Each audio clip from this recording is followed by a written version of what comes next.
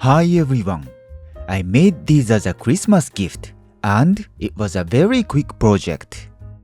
I know you might be wondering what they are. Well, they are tapestry holders.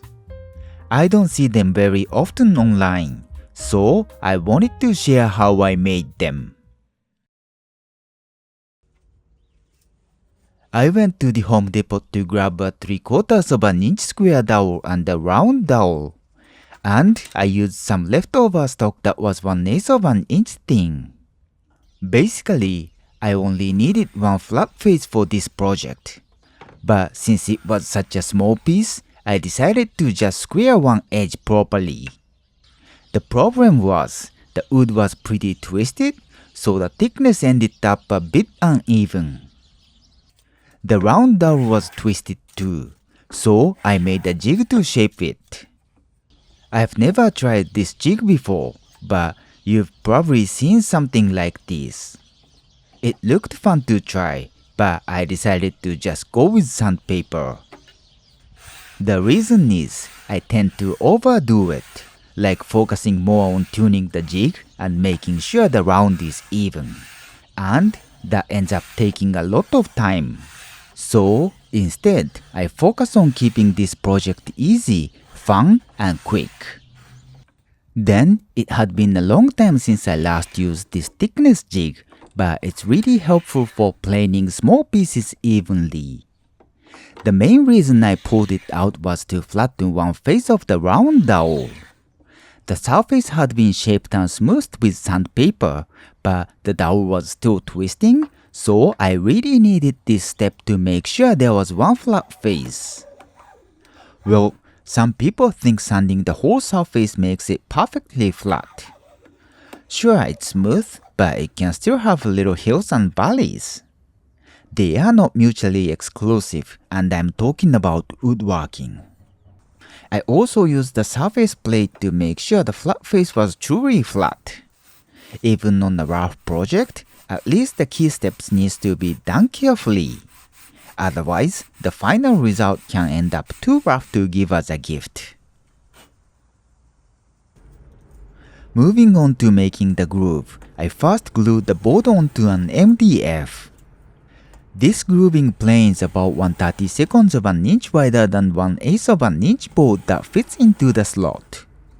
It's just enough room for the fabric to be bound. Since I recently decided to focus on woodworking as my main hobby, I've started investing in these specialized planes, and they've really boosted my productivity. Though tuning them with my skills still takes forever. Of course, using a powered router is faster, but compared to working with just a chisel and a router plane, which I still occasionally do, it's a night and day difference. Anyways, I left the square dowel as a fence to cut a straight groove on the round dowels. One thing I like about Japanese specialized planes is that unless you are looking for a very specific size, you can sometimes find an amazing deal at the local store. This new old one came from a small shop in Tokyo and cost only about less than $25, while I saw the same plane but used goes for $80 or more on eBay.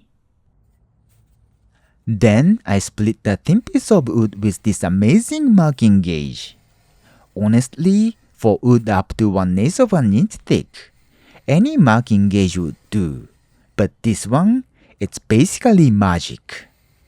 I mean, you can feel the good vibes using it, and it practically makes you 10 times more attractive.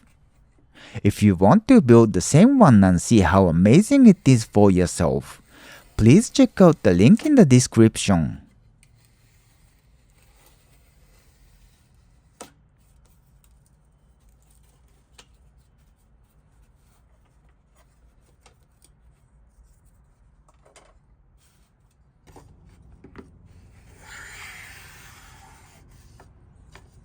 It's almost there and I was doing the finishing plane. I also made adjustment on the length of it.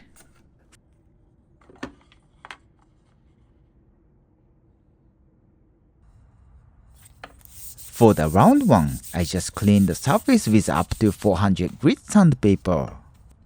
So far, it took me about 4 hours, and by the time I finished chamfering, it was 5 p.m. and already dark outside. By the way, this Kurikogatana carving knife uses a blade from the same blacksmith as the amazing marking gauge. And once again, you can find all the marking gauge info in the description.